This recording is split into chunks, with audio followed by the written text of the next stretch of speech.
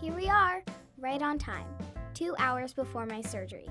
Hi, my name's Candace. That's me and my mom walking in the Children's National for my surgery. You're welcome. Have a good day. 2 days ago, Mom spoke to a nurse to help me get ready. My mom found out the time we had to arrive at the hospital and the time that I was supposed to stop eating and drinking on the day of my surgery. When we got to the hospital, we went to the second floor and followed the signs that said Center for Surgical Care. We checked in. They gave my mom a bracelet so she could keep track of my surgery on a special TV. They gave my mom and me matching ID bracelets so everyone would know who we are. They also gave us a pager, which will beep, vibrate, and light up when it is time for us to go into the prep room and when my surgery is finished. The pager will also go off when it is time for my mom to go talk to the doctor and come see me in the wake-up room. After all the paperwork stuff was done, we went back to the waiting room and the patient experience liaison met us there. She gave me an activity sheet that explains some of the things I will see and do before surgery. The patient experience liaison has all kinds of helpful resources to help families during their visit, and she can provide updates as needed. That's James and his mom. They're waiting here to have surgery too. After we registered, my mom and I spent time together in the waiting room until the pager went off. It's time for my mom and me to go to the surgery prep room. Once I was inside the surgery prep room, the nurse gave me hospital pajamas and socks to wear. After that, the nurse measured my height and weight. The nurse took my temperature. She checked my blood pressure by using an armband, which gave my arm a big hug. She put a sticker with a red light on my finger to check my oxygen. The nurse listened to my heart and lungs with a stethoscope, and she probably heard my tummy growl because I haven't eaten all day.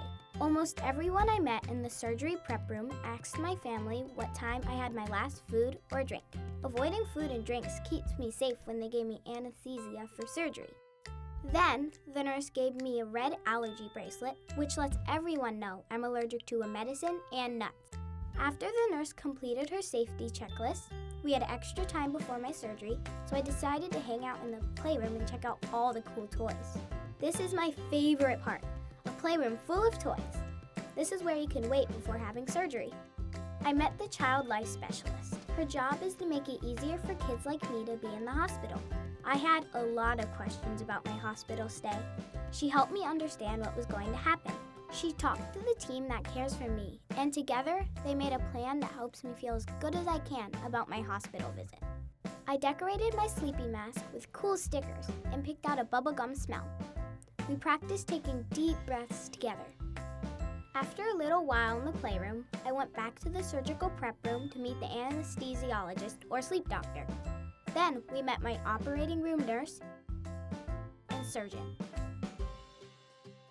Meanwhile, in another surgery prep room, a nurse placed a patch with medicine that numbed a spot on James' hand for an IV. Older kids, like James, get IVs, which is a small tube placed in your hand by the anesthesiologist. The sleep medicine travels in a tube and into your veins. You can ask the child life specialist about other ways to make putting an IV in easier, like watching a video or using a spray that helps numb your skin. Then it was my turn to go with my doctor to the operating room and get my sleep medicine before surgery.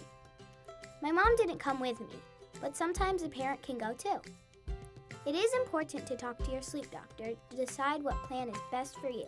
First, I sat on a bed that was a little smaller than my bed at home. The doctor and nurse put my armband back on my arm, my red light sticker back on my finger, and 3 more stickers on my chest. These help make sure I'm safe during my surgery by measuring my blood pressure and oxygen and monitoring my heartbeat. Then, to help me go to sleep, they put the mask that I decorated with stickers over my nose and mouth and told me to take slow, deep breaths. Some kids may be giving medicine to drink in the prep room before the surgery begins. This helps the kids relax before breathing sleepy air from the mask. The mask smelled like bubblegum. I was scared at first, but then, when I took deep breaths, it was just like I practiced before. I can do this. I don't really remember much after that. When it was time for him to start his surgery, James headed back into the operating room with his nurse and anesthesiologist. His doctors put the armband back on his arm, sticker back on his finger, and 3 more stickers on his chest. As the anesthesiologist put the sleep medicine in his IV, they talked about his favorite thing to do, playing video games. Then before he knew it, he was asleep. During the surgery, my mom stayed in the waiting room. When my surgery was finished, the surgeon told her how everything went with my surgery in the consult room. After James's surgery, he woke up, drank apple juice, and then rested for a while in the wake-up room. He'll be spending a couple of days here in the hospital. Mom walked to the wake-up room after the nurse made sure everything with me was A-OK. The nurse checked her ID bracelet and asked her to wash her hands. The nurse checked to see if I was hurting or in any pain. I pointed to the picture that showed how I was feeling. I took some pain medicine so I would feel better. And I also had a yummy popsicle. Once I started feeling better, the nurse came in and gave me my last checkup for the day. My mom has special instructions to care for me at home. Everyone said I did a great job, and it was time for me to go home. That was exciting news for me. Some kids have to spend the night at the hospital, but I was going home, and that was the best news I heard all day. I'm glad that if I had to have surgery, it was at Children's National. So remember, if you have to have surgery, everyone at Children's National is going to take really good care of you and your family, just like they did for me today.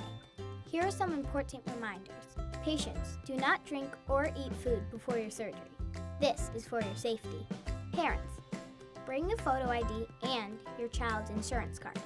And families, make sure you have a ride home or bring money for parking if you plan on driving.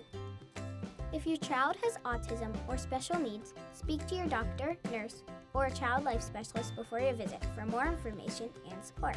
The child life specialists run a program called Help Me Keep Calm, where they work with patients, parents, and the medical team to create a plan for the safest, most comfortable visit possible.